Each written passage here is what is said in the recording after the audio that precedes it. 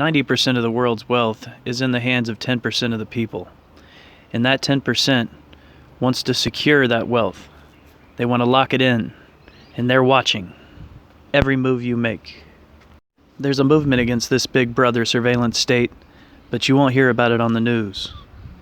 Citizens are taking it into their own hands, destroying cameras with fire, flamethrowers, paintballs, cans of paint, hammers, trying desperately to destroy this dystopian nightmare and restore the freedom they once enjoyed and took for granted.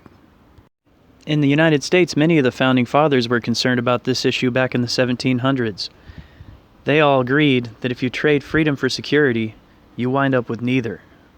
Spy drones. They're considering an ordinance to allow people to hunt and shoot down these drones. The town of Deer Trail apparently would issue aerial drone hunting license and offer rewards to anyone who shoots one down and turns it in.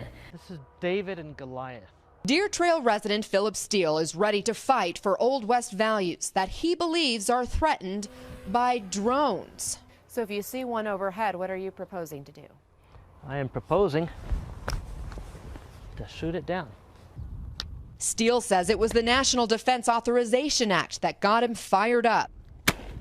He read about the government's plan to add 6 bases for drone testing and invest $23 billion into new unmanned aerial vehicles. The FAA says thousands of drones could be flying over our heads by 2020. The idea of eyes in the sky, Steele says, is just not the American way. His message to the government: not in my backyard. So Steele drafted a drone hunting ordinance that goes up for a town vote tomorrow. A yes vote would give licensed residents in this 1 square mile town the go-ahead to shoot down a drone that comes within 1,000 feet of their homes, and even puts a bounty on recovered drone parts. $25 for the fuselage or wing, $100 for a whole drone that has U.S. government markings. Is thwarting the surveillance apparatus that's literally everywhere. Demonstrators have pulled down camera poles, spray-painted lenses, used green lasers to destroy sensors, and shielded themselves with umbrellas while marching through the streets. And we are really afraid that our face captured and police will come to find us because of the cameras. The mask can only protect us. There's a growing concern about surveillance, and it's totally understandable because there's a total lack of trust in the government with this whole saga about any kind of possible surveillance.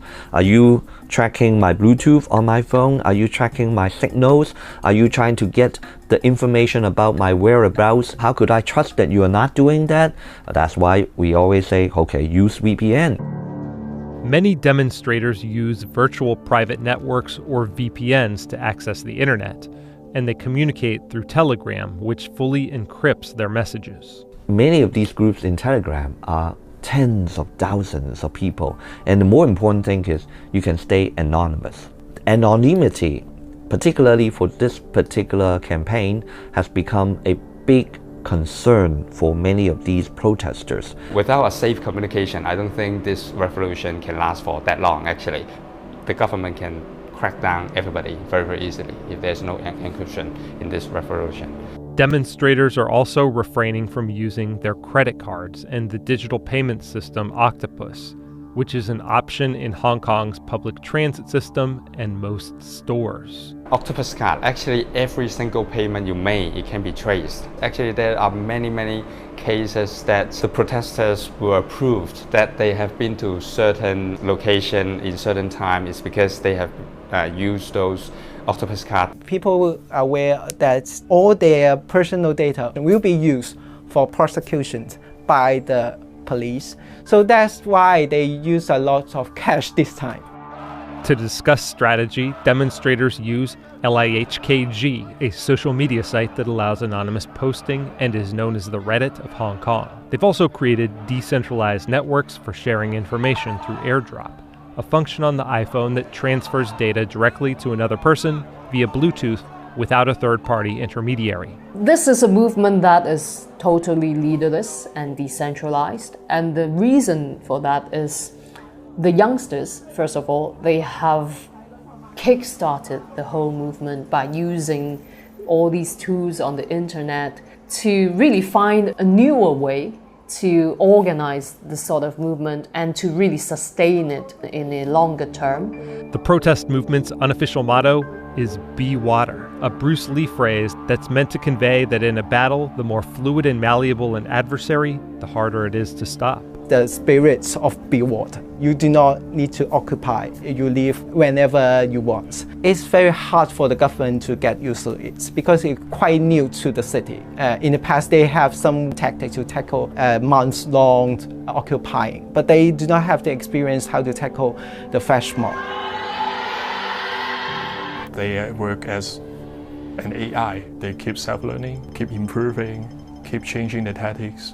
And this is a core reason that why the protest can sustain in 3 months, which is a historical record in Hong Kong history. The absence of a central authority has left the protesters' communication network particularly vulnerable to sabotage. Twitter recently removed what they said were approximately 200,000 Chinese state-linked accounts, spreading rumors of protest violence being orchestrated by foreign powers. Fake news is a big problem in Hong Kong. They make up a lot of stories that try to defame the activists and have a lot of conspiracy behind it that is mobilized by the international power. So that's why it's very important for the activists in Hong Kong to do a lot of fact-checking as well as clarification job. People actually set up a lot of Telegram groups and ask people to report that kind of fake news. I'm working with some people in journalism and academic areas to try to see that, you know, there are more locally based fact-checker organizations that can be set up. And I think that would go a long way. A major factor motivating the protesters in their fight to maintain political autonomy from mainland China is the surveillance apparatus that the Beijing government imposes on its own citizens, such as the social credit system, in which individuals are rated for good behavior and a bad score can impede their ability to travel, attend the best schools, or get hired for the best jobs. We worry so much about surveillance, facial recognition everywhere, social credit, the Great Firewall. To average people in Hong Kong, do you expect these things to be extended to Hong Kong in 10 years' time? I think most people cannot answer that question with confidence to say that it would not.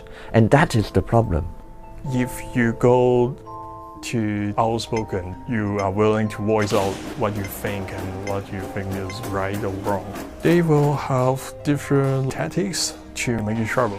They will use police forces to maybe arrest you or following you, which is legal. Nowadays, they will use trials to try to break into your storage place or your office, to try to disturb your family, your living place, to try to hurt you. They will try to make you nervous.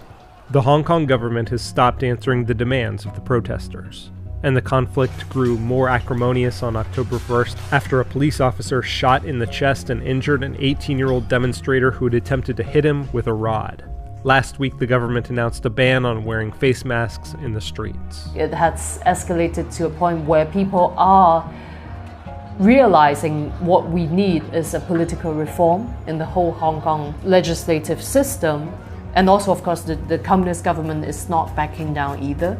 So we are preparing ourselves for an even longer fight.